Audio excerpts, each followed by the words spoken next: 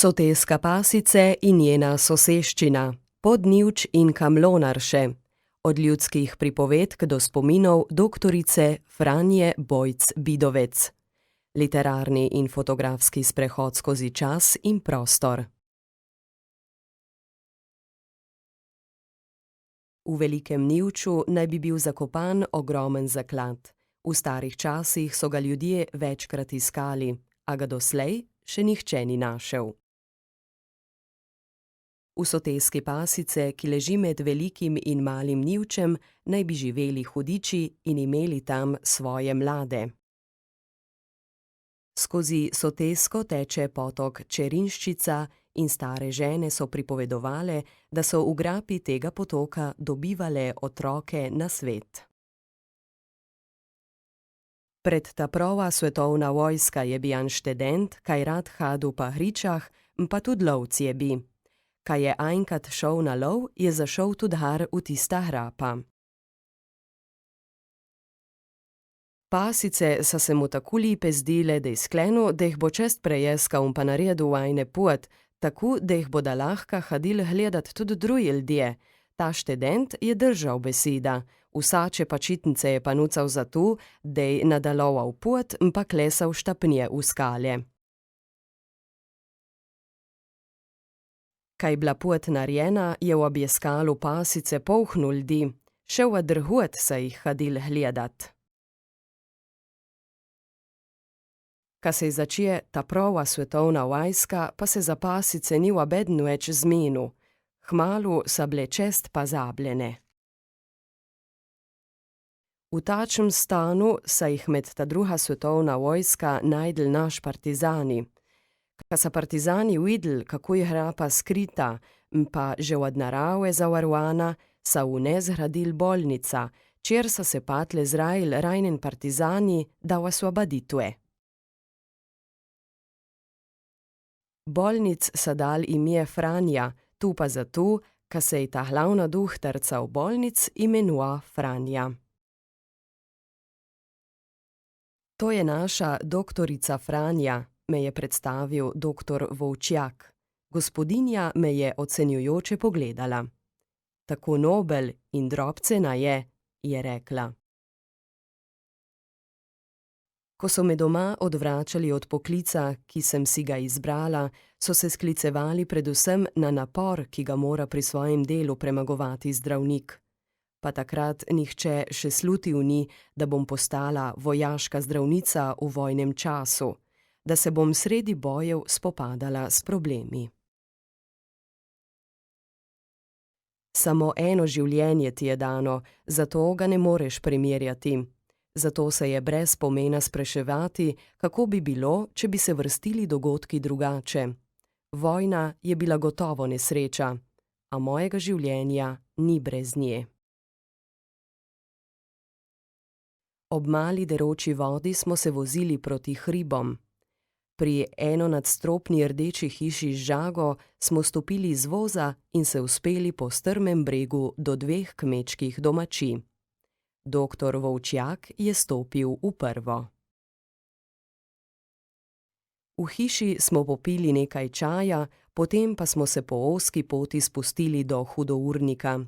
Od tod naprej smo hodili po skalah, od kamna do kamna, in večkrat smo prečkali deročo vodo.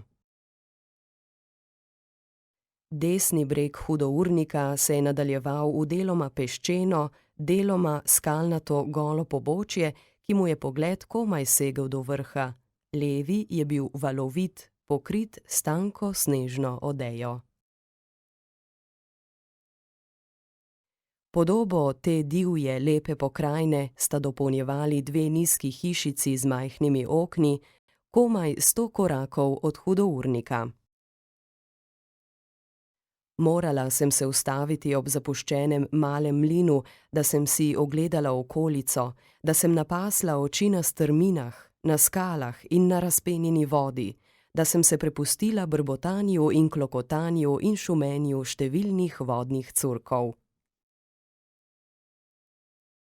Vsemu sem se čudila, iznajdljivosti in spretnosti partizanov, ki so v takem okolju postavili bolnišnico, pa divjemu, globokemu koritu, ki so ga tisočletja ustvarjale naravne sile.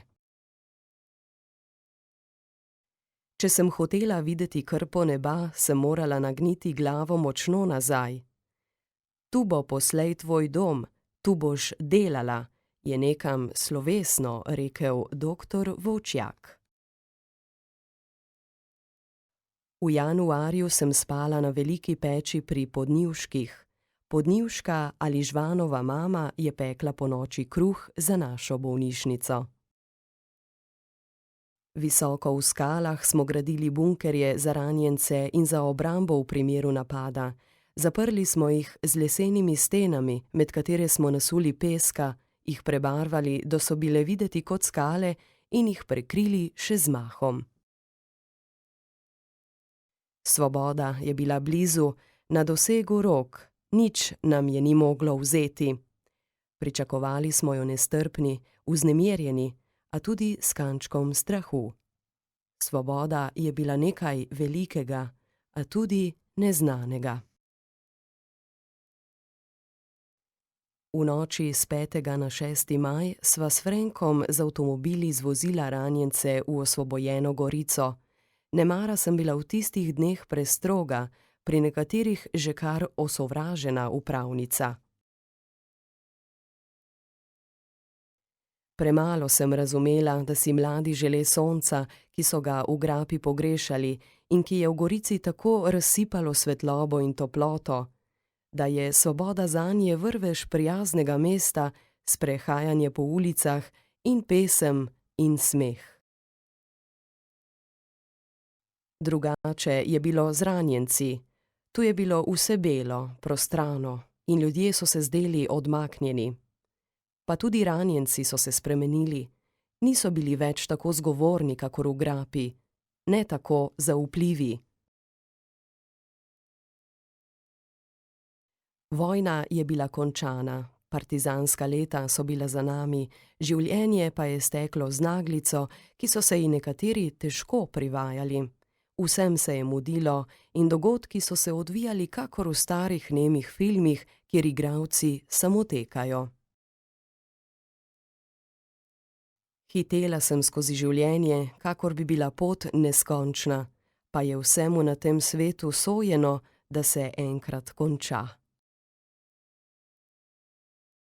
Ob pismih, ki sem ti jih pisala, sem se tudi sama znova sprehodila skozi lastno življenje. Beri jih in spominjaj se svoje mame.